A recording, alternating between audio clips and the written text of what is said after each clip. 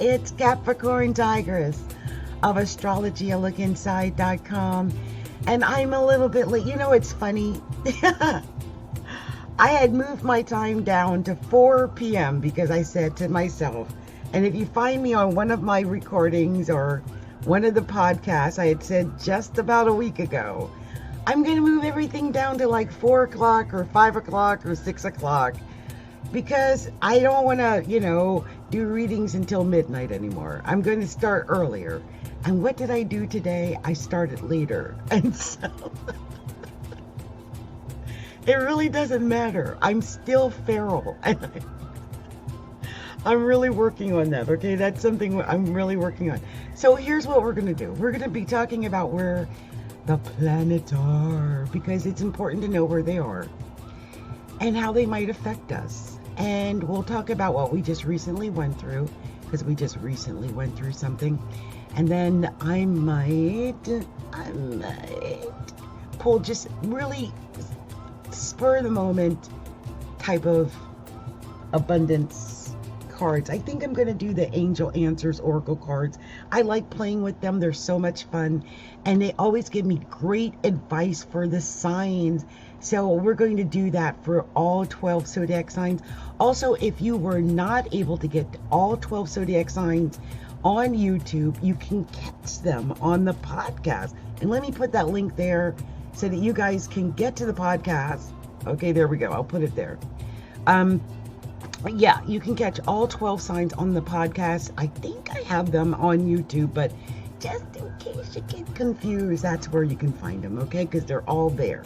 Okay, so the first thing I want to talk about right now is the fact that we've got so much going on in the sign of Scorpio.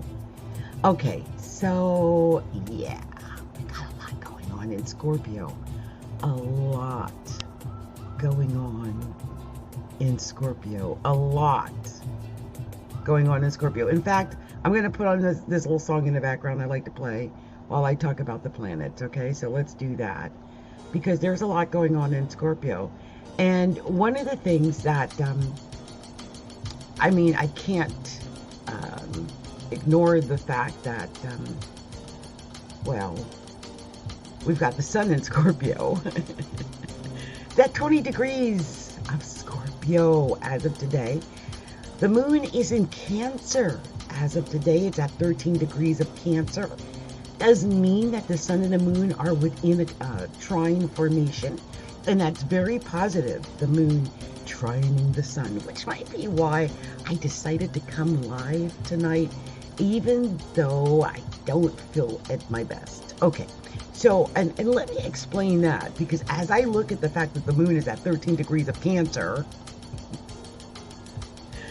and my sun is at 14 degrees of Capricorn. And so the moon is opposed my sun exactly within a minute right now.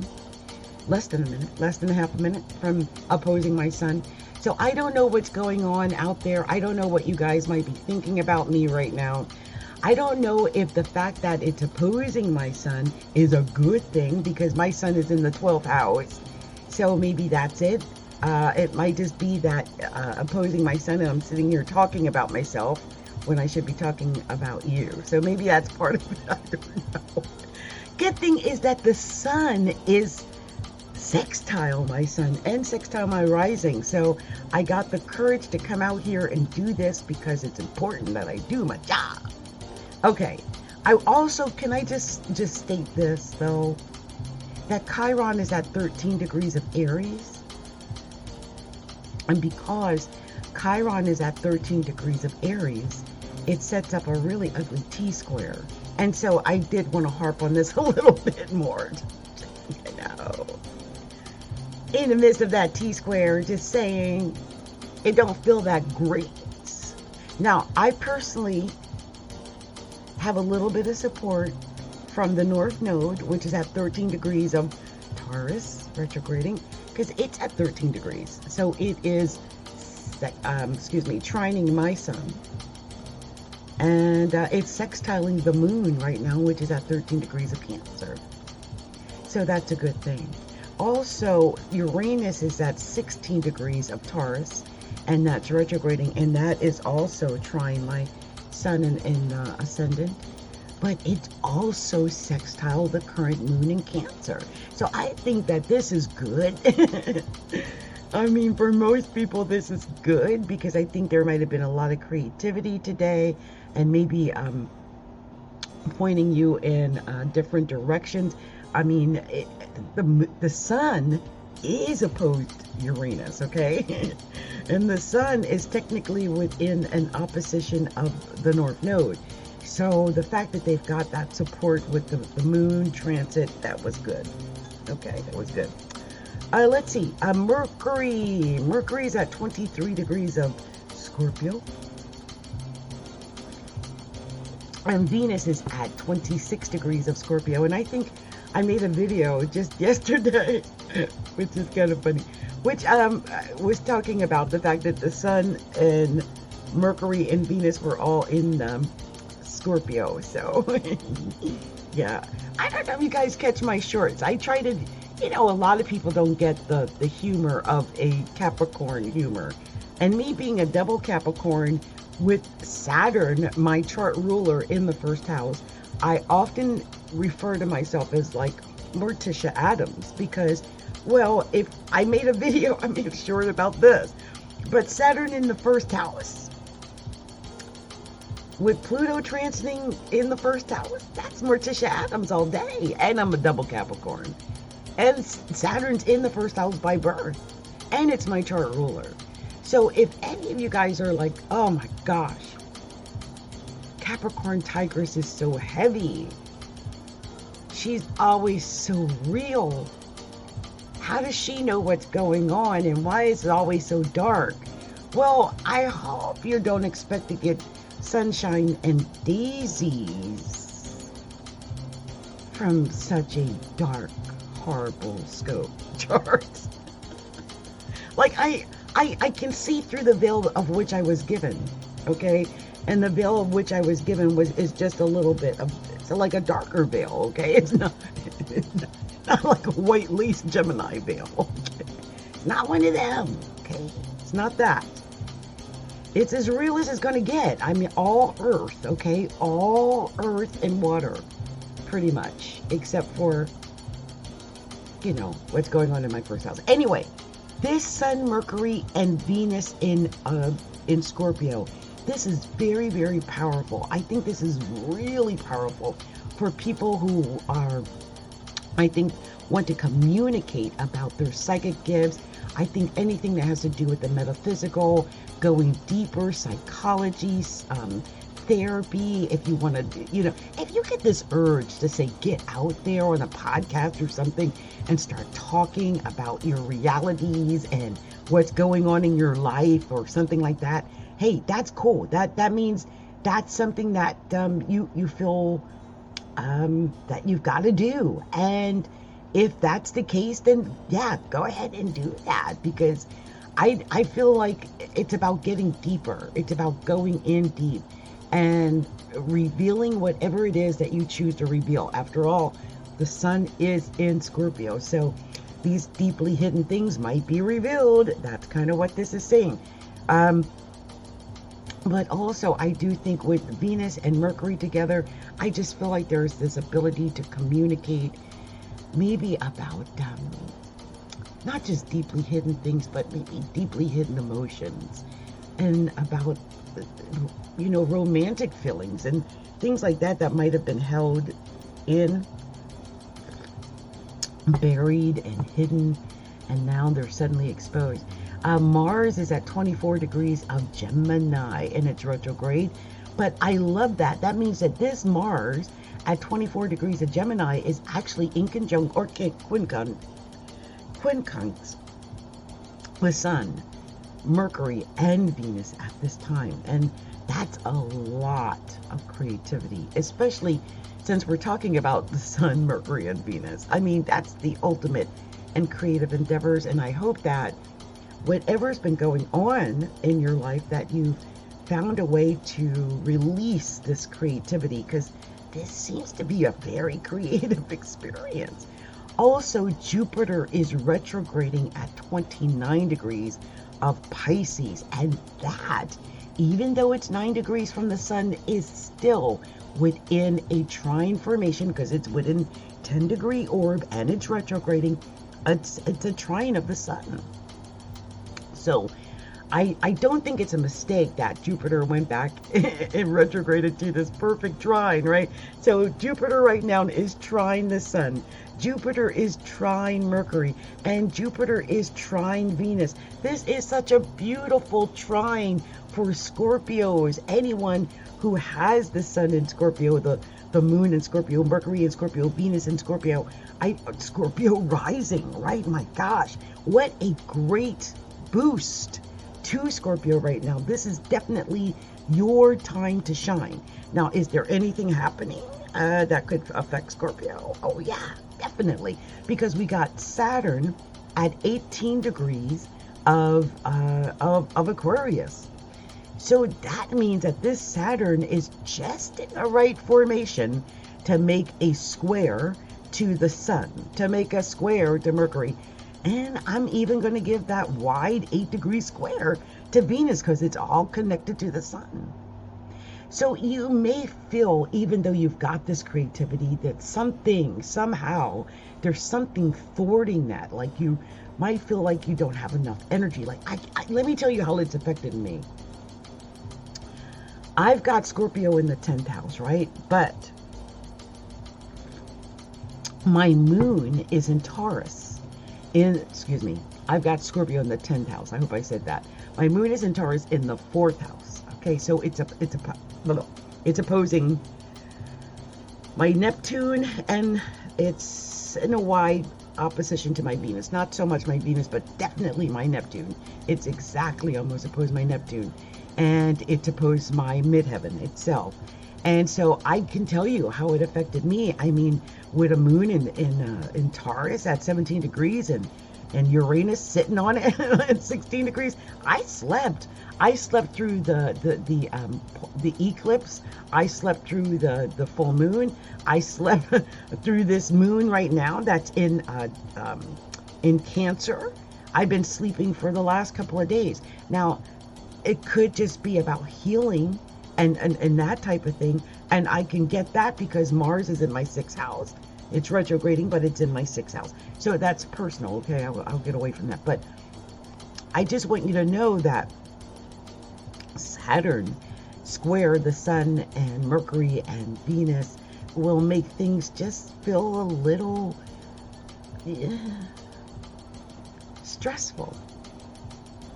So you might have felt some stress. You might have felt like you should have done more. You could have done more.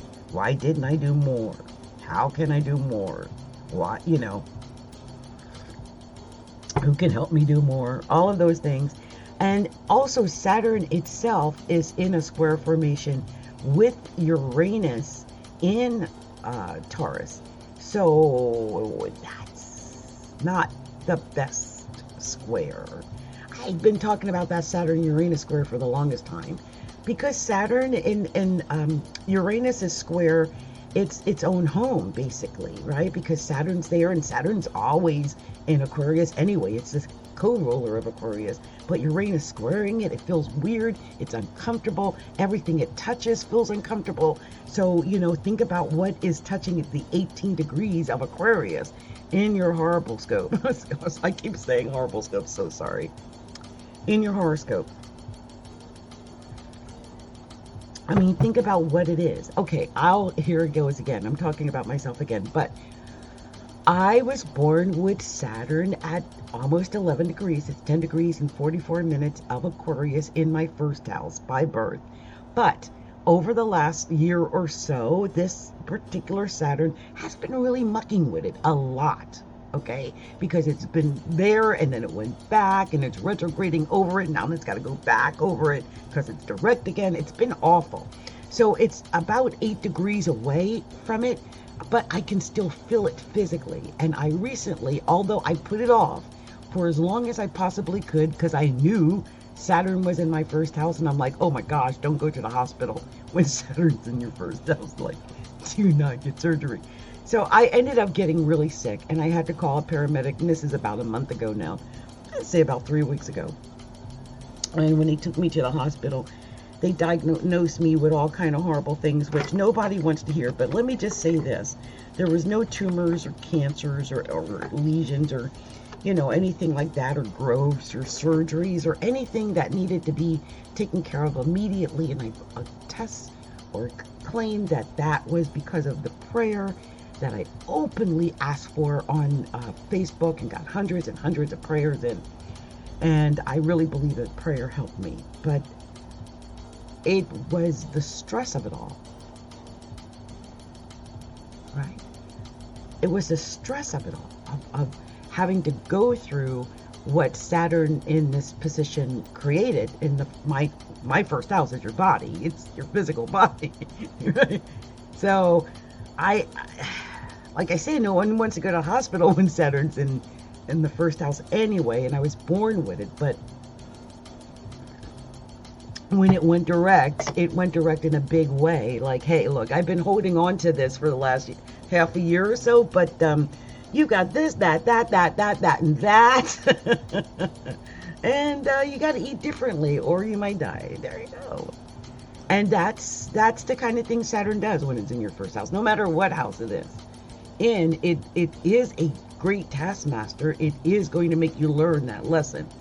Whatever that lesson is, every lesson is different depending on the house that Saturn falls in. So if it's falling in your 10th house, it's probably going to be a lesson about your career. If it's falling in your 7th house, it's probably going to be a lesson about your relationship or your partnerships. I hope you're following me. So when I got the news about the thing going on with my physical body, I'm like, I knew it. Saturn's in the first house. Of course it happened that way. So let me just say this. Saturn's now going direct, and it's not going to stop at all until it gets to Pisces in March. And it is going to get to Pisces in March. So just know that. And we'll be moving out of Aquarius for the first time in 2.5 years and moving into the sign of Pisces coming up in March. You might want to prepare for that. I mean, think about what's going on in those early stages of Pisces in your chart. Again, what is this going to affect in your life? And for me, I mean, the early stages of, I got like 0 and 1 degree of Pisces in my first house as well. I'm the biggest first house. Ridiculous, which is why I talk about myself a lot. Got Mercury there, I got my chart ruler there, got my Sun conjunct the ascendant itself. And it's just huge. It's got 3 signs in it. It's got Capricorn. It's got Aquarius completely completely intercepted in the first house. And it's got Pisces, just a few degrees of Pisces. So I don't look forward to when Saturn has to pass over 0 and 1 degree of Pisces. There's a little bit of fear. And I know that sounds horrible, but I do have it. And I'm not looking forward to, I would say, the first 15 degrees of wherever Pisces affects in lands, because I've got that 0 and 1 degree issue, and then I've got Uranus at 5 degrees of Virgo, and then I've got my Pluto at 12 degrees of Virgo in the 8th house of death. Like, no one wants Jupiter to oppose any planets in the 8th house of death, especially when they've been told they had life-threatening diseases. I hope you guys understand what I'm saying.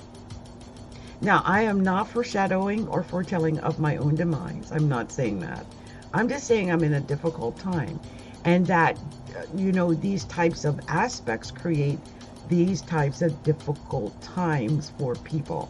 So look for where Saturn might be in your chart and know what it's affecting. Now, talking about a perfect storm, Uranus is down on my nadir, on my moon, the house of endings. Oh, God.